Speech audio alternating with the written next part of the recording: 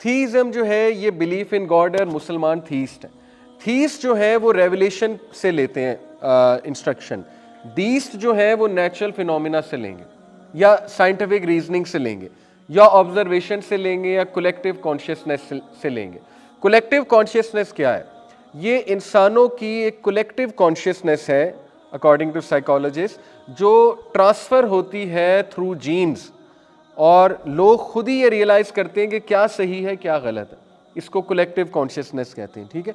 तो दीस के जो वो उनके मुताबिक जो बिलीव्स हैं वो रेवलेशन नहीं है कि रेवलेशन पे हम रिलाई नहीं करेंगे, हम रिलाई करेंगे ह्यूमन अकल पे, रैशनैलिटी पे, नेचुरल फिनोमिना पे यानी नेचुरलिज्म एक हद तक, और जाहिर है कि ऑब्जर्वेशन और जो एक्सपीरियंसेस हैं और कलेक्टिव कॉन्शियसनेस है। थीस्ट और दीस्ट में फ़र्क ये है कि थीस्ट जो है वो वही के कायल है, समझ रहे हैं, जैसे क्रिश्चियंस थीस्ट हैं क्योंकि क्रिश्चियन जो है वो बाइबल को रेवलेशन समझते हैं, और मुसलमान भी थीस्ट है और जीव भी थीस्ट है, ठीक है। तो ये फ़र्क है। और इसके बाद आप आ जाएँ तो एथिज़म है, वो आपके सामने है कि बेसिकली एथिज़म क्या होता है। एथिज़म खुदा का इनकार है सीधा सीधा, और एथिज़म के करीब करीब एग्नोस्टिसिज्म है। एग्नोस्टिक होते हैं जो कहते हैं कि खुदा होगा या नहीं होगा मुझे फ़र्क नहीं पड़ता, मे बी हो मे बी ना हो बट आई डोंट केयर, ठीक है, ये एग्नोस्टिक है। या वो कहे मैं बीच में हूँ, मुझे नहीं समझ आ रही खुदा है कि नहीं है। तो ये बड़ी थिन लाइन है आपस में दीज़म की और जो एग्नोस्टिसिज्म है, ठीक है। तो ये आपको चीज़ें जो है वो पता होनी चाहिए। इसीलिए देखें कितना ज़रूरी है इस्लाम को ऑल इन ऑल पढ़ना, वरना हो सकता है आपको अपेरेंटली कोई बंदा इस्लामिक स्पीकर हो लेकिन अंदर से दीस्ट हो सकता है ना, दीज़म का कायल हो, और आपको ऐसी ऐसी बातें पता लग रही हों कि असल में तो highest form of worship humanity के काम आना है, बस दैट्स इट, इसके अलावा तो कुछ है ही नहीं, दीन है ही ये सारा का सारा। हम भी कहते हैं दीन में मेन मकसद डेफिनेटली लोगों के काम आना है, it is a very very very huge portion of our दीन, और डेफिनेटली कैरेक्टर बिल्डिंग है, डेफिनेटली निखारना है सोसाइटी को। लेकिन यू कांट से कि रेवलेशन की ज़रूरत नहीं है, या यू कांट से कि वर्शिप की ज़रूरत नहीं है, और अल्लाह के बारे में आप जो है वो अजीबो-गरीब बातें करें। तो ये हमारा इख्तिलाफ है। और lastly humanism.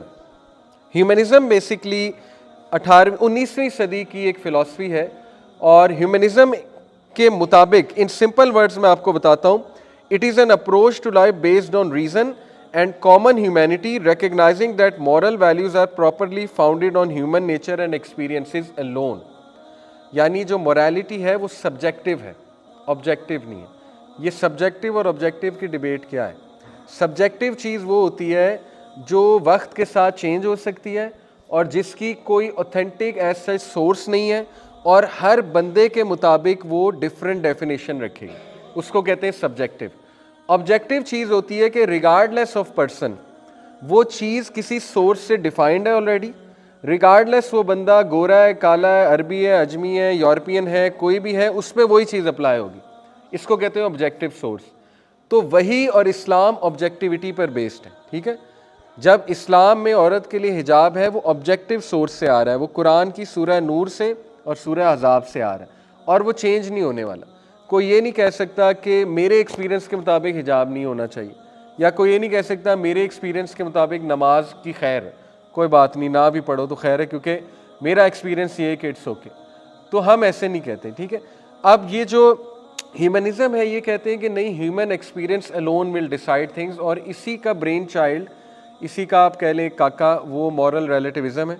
Moral relativism morality की पूरी थ्योरी है। वो ये है कि मोरालिटी रिलेटिव है, हर बंदे के लिए सही और गलत की डेफिनेशन डिफरेंट है, यानी जियो और जीने दो, इन शॉर्ट ये फ़िलासफ़ी है, ठीक है। यानी माइंड योर ओन बिजनेस, किसी को कुछ समझाने की ज़रूरत नहीं है। अगर एक बंदे को खुशी लेस्बियन बनने में मिल रही है तो सो बेट, किसी को गे बनने से मिल रही है सो बेट, किसी को जो है वो खुशी अपने आप को लिटरली हार्म करके मिलती है सो बेट। अब तो नेक्स्ट लेवल जो है वो उस पर बात जा रही है ना, जो पीडोफीलिया है, पीडोफीलिक मूवमेंट स्टार्ट हो गई हैं, और आपके नेटफ्लिक्स में बहुत सबलिमिनली पीडोफीलिया के मैसेज दिए जा रहे हैं और आपकी एडवर्टीजमेंट्स में, ठीक है। इस पर कभी रिसर्च कीजिएगा। इसी तरह कोई कह सकता है जी नेक्रोफीलिया, मुझे तो मज़ा आता है लाशों के साथ जो है वो सेक्सुअल एक्ट्स करके, ये नेक्स्ट लेवल चीज़ है ना, और ऐसे लोग मौजूद हैं वेस्ट में। तो वो हर ग्रुप फिर कहेगा कि चूँकि हमने एज ए ग्रुप ये डिसाइड कर लिया हमारे लिए बेहतर है तो हम तो ऐसे ही करेंगे। तो यही तो हो रहा है मॉरल रिलेटिविज्म में कि भाई तुम्हें ज़रूरत क्या है किसी को कुछ कहने की, जो जैसा सोचता है सोचने दो, जो जैसा बिलीफ रखता है उसको बिलीफ वो रखने दो। इंसेस्ट भी ठीक है, अगर एक तबका उठ के कहता है इंसेस्ट ठीक है, बहन भाइयों से एक सेक्सुअल ताल्लुक, तो इसमें क्या मसला है, एज लॉन्ग एज जो है वो प्रोटेक्शन इज़ यूज वगैरह वगैरह। तो ये मॉरल रिलेटिविज्म है एंड इट्स रियल। ये इस वक्त हमारे भी मेजॉरिटी जो यूथ के जहन साजी की जा रही है वो मॉरल रिलेटिविज्म की जहन साजी है। तो कुरान तो कहता है कि ये दीन ए नबी हमने तुमने इसलिए दिया है ताकि ये गालिब आ जाए तमाम बाकी मज़ाहिब और दीन पे। कुरान ये तो नहीं कहता कि मिक्सअप हो जाओ, दूसरों में अमालगमेट हो जाओ, या ठीक है उनकी भी मान लो अपनी भी मनवा लो वगैरह वगैरह। 50-50 पे तो नहीं इस्लाम चलता है, ठीक है। इस्लाम इसीलिए तो चुभता है दुनिया को क्योंकि इस्लाम इज़ क्लियर। एंड्रयू टेट ने भी ये कहा था ना कि मुझे तो इस्लाम की बेस्ट बात ये लगी कि इस्लाम में नो कॉम्प्रोमाइज़, यानी इस्लाम क्लियर है कि भाई इस्लाम ही हक है और कुरान का मैसेज भी क्लियर है कि कुरान ही हक है। अगर तुम नहीं समझते हक है तो इसके मुतबादिल कोई हक ला के दो, ये अल्लाह का चैलेंज है, ठीक है। तो it's very clear to us. तो इसलिए ह्यूमनिज़म भी जो है वो आ जाके वही एथिज़म की प्रमोशन है, ह्यूमन वैल्यूज़ का वो नाम लेते हैं। कुछ अच्छी चीज़ें भी हैं, हम ये नहीं कहेंगे सारी चीज़ें इन मूवमेंट्स में गलत हैं। इन मूवमेंट्स ने कुछ फ़ायदा भी दिया वेस्ट को, ठीक है। जो एक निज़ाम था पोप का, एक टायरेनिकल निज़ाम था चर्च का, किंगशिप का, उसके ख़िलाफ़ आवाज़ भी उठाई इन लोगों ने, कुछ राइट्स की मूवमेंट्स भी चलाई। ये याद रखें कि दुनिया की हर मूवमेंट में कोई ना कोई अच्छी भी चीज़ भी होती है, लेकिन हमारा ये आर्गूमेंट है कि हम ऐसी चीज़ आपको देते हैं जिसमें हर चीज़ अच्छी है, ठीक है, और जो परफेक्ट है क्योंकि वो गॉड का विजडम है और वो है इंशाल्लाह कुरान मजीद और इस्लाम। हमारा ये आर्गूमेंट है, ठीक है। तो इसलिए ये चंद एक थ्योरीज़ का मैंने आपको रिविज़िट कराया। दोबारा से बताता हूँ, सारी मूवमेंट शुरू हुई रेनेसेंस से 15वीं सदी से, उसके बाद जो है मॉडर्निटी, उसके बाद जो है वो एज ऑफ रीज़न, और उसके बाद जो है वो एनलाइटनमेंट, ठीक है। और एनलाइटनमेंट के बाद फिर ये पोस्ट मॉडर्निज्म का दौर है और तब से गोरे जो है वो एक्सपेरिमेंटेशन में लगे हुए। तब से कभी वो कोई इज़म आ जाता है, कभी फिर उस इज़म में कोई अपग्रेडेशन हो जाती है, ठीक है, कुछ प्लस माइनस हो जाता है।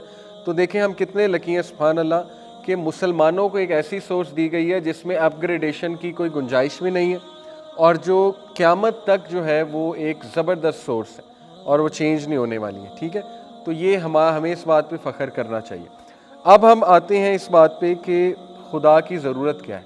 कोई आपसे कह सकता है कि खुदा के बग़ैर भी गुजारा हो सकता है, ठीक है।